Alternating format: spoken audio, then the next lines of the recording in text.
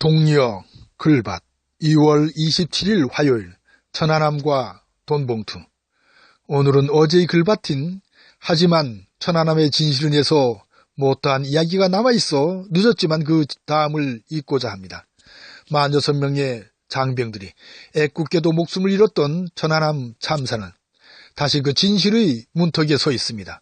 문제의 핵심은 북한이 폭침의 배후라는 것이 이명박 정부의 공식 입장입니다. 그런데 이것을 믿는 백성들은 그렇게 많지 않습니다.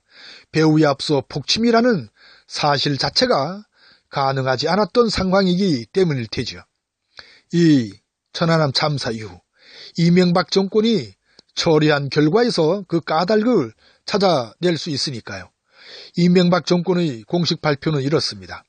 2010년 3월 26일 밤 9시 22분쯤에 백령도 가까운 바다에서 해군 초계함인 1200톤급의 천안함이 북한의 어뢰를 맞고 침몰했다는 것입니다.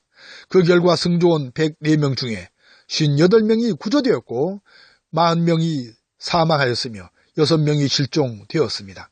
그런데 이명박 정권은 어이없게도 천안함 참사를 사실이 아닌 조작을 시도한 것으로 여겨집니다.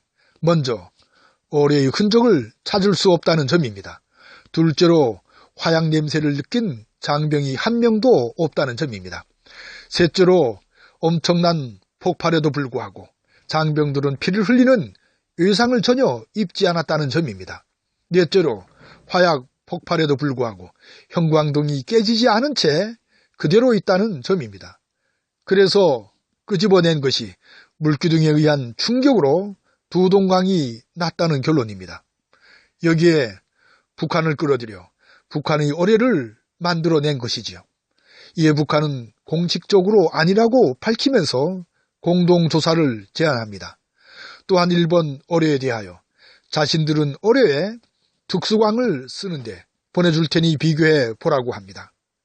이에 이명박 정권은 당연히 거부했죠. 또한 당시 김태호 청와대 비서관이 북경에서 북한 인사와 만나 뜻밖의 제안을 합니다. 그러니까 이명박 정권이 끝날 때쯤 남북 정상회담을 제안하면서 북측의 천안함에 대한 유감 표명을 부탁합니다. 이 유감 표명은 북에서 봤을 때는 사과가 아니고 남에서 봤을 때는 사과인 입장 발표입니다. 하지만 북한은 거절합니다. 이에 이명박 정권은 돈봉투를 건넙니다.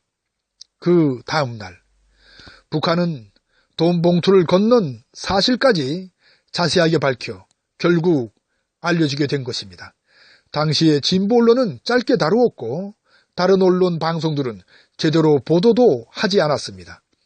이명박 정권과 그 정권에 길들여진 언론 방송들이 백성들의 눈과 귀를 막은 셈이지요. 그리고 여기에 관련된 군 지휘관들은 그 누구 한 사람도 처벌은커녕 승진을 하고 포상을 받습니다. 분단된 현실을 이렇게 악용하여 진실을 감추려는 짓거리를 서슴지 않은 것이 바로 저들입니다. 그런데 자유당이 천안함 폭침을 주도한 님을 김영철로 지목하고 방한을 거부하는 것입니다. 이렇게 문제를 안고 있는 자유당이 오히려 천안함 문제를 끌고 온 것은 하늘이 도운 셈입니다. 따라서 이참에 세월호와 천안함의 진실을 건져 올려 저들에게 엄벌을 내려야 할 테지요. 하늘이 백성들이 얼마나 무서운지를 똑똑히 보여주어야 할 테지요. 오늘 또 그저 고맙습니다.